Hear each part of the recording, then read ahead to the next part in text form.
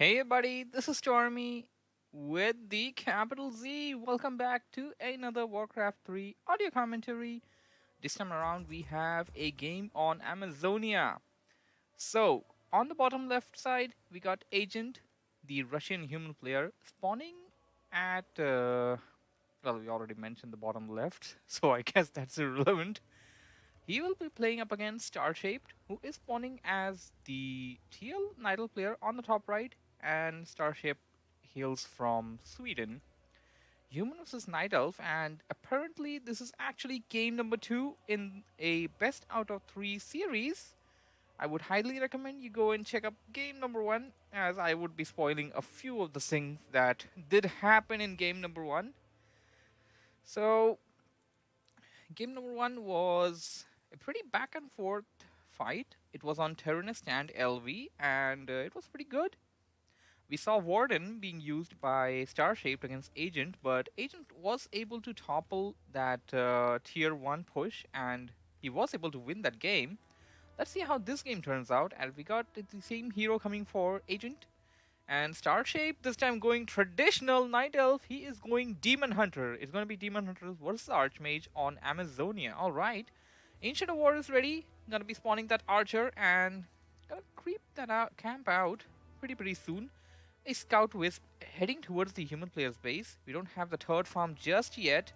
We'll be having it in a second. He doesn't have enough wood. He doesn't have enough goals. Seems like, I wouldn't agree with that decision all that much, since you had some time. You definitely could have put up that second farm, because sometimes if human players do tend to get food blocked a bit. There are times when I get food blocked, because I'm a human player. I know that stuff. Okay, this is that spot where I don't know why it's lagging. Okay, this is the spot where Starshape messed a bit in the last game. Despite of messing hugely, he did manage to still put up a fight later on, and he still did have a chance to win. But this time around, he's doing pretty well, not losing any of the experience points by killing the creeps using the big tree or that lightning shield. Both of the players creeping out that same orange camp, and they're going to be hitting level 2 pretty soon. I believe Demon Hunter is already at level 2. Well, almost at level 2, you could say. The Archmage got himself a nice little claws of attack +6. What is this? Gauntlet of Ag3nt. Not the best, but not the worst either. And Blade Master, I guess this, you would say that this is the perfect 2 items that you want for a Blade Master. And just go on with, I guess, a boots of speed, and there it is. You got your good old level 3 Blade Master pack. Gloves of Haste, Slipper of Agility, and that Blade Master can deal a lot of damage. Archmage now making a high tail away from that Blade Master. He needs to be real careful. His mana is down to 30. He was the mana was burned using the burn mana spell by the Demon Hunter. Did I refer to the Demon Hunter as Blade Master? Did I? I think I did. Sorry guys, I don't know where I am right now. Tier 2 coming in for the human player, so is the Nidal player also taking up, and human player playing a little game of cat and mouse. He wants to avoid Starshaped as much as possible, doesn't want Starship to cut down his mana and delay his creeping and stuff. He is still rather delaying Starship from getting his Demon Hunter to level 3, but at the same time the Archmage is not reaching level 3 either, so it's a fair enough trade. It will be benefiting the Nidal player more than the human player. Human player going for a blacksmith at the backside of the base, and there are no towers here, by the way. I would definitely reckon a tower very soon. You wouldn't want to have your base without an arcane tower. Your base is just incomplete without that. So human player right now only with like 3 footmen against an idle farm evil. I guess it's enough, but you definitely want to have a bit more.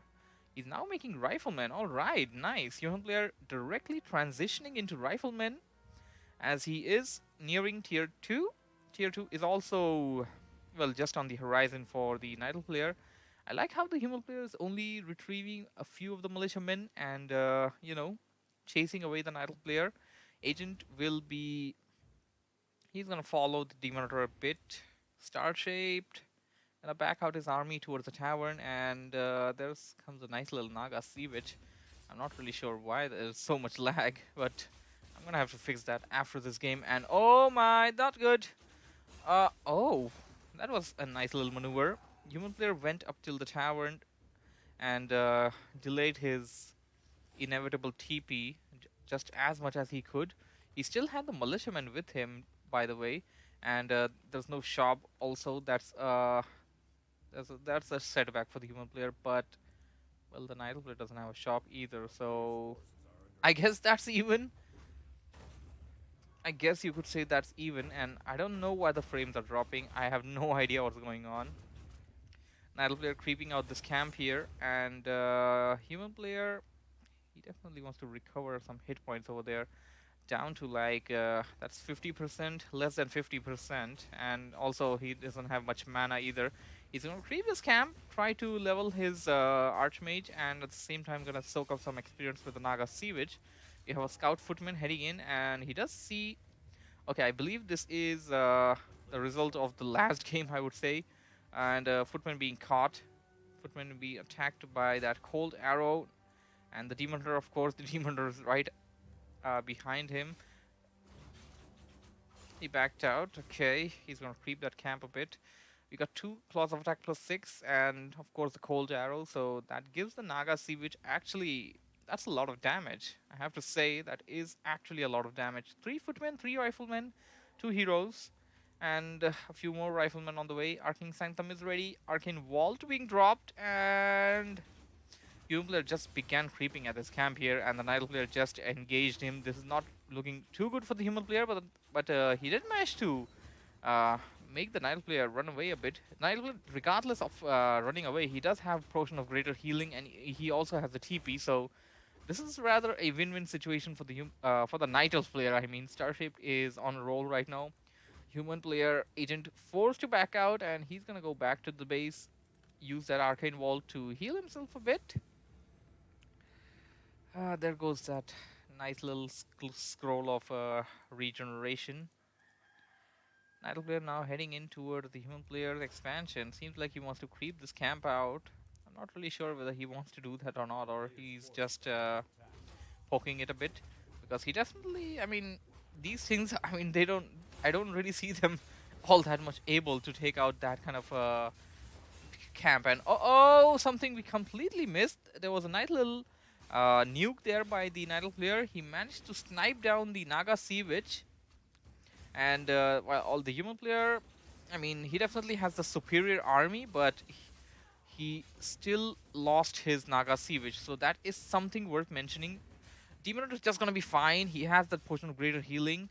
Human player can just force him to use that, I guess, and he still manages to run off with it. Here comes the bear. Bear gonna use the rejuvenation. Druid with the claw, and they're firing on all cylinders. Now gonna back out a bit. Having a little chase and run attempt here. Nidal player coming in. Starshaped managed to get a kill on that elemental. That gave him some experience, and this is some nice gameplay by Agent. Agent is using that slow ability of the sorceresses, of course, and making the Demon Hunter, it's not the automatic slow cast, it's the manual slow cast, so that you can keep your opponent pinned where you want it.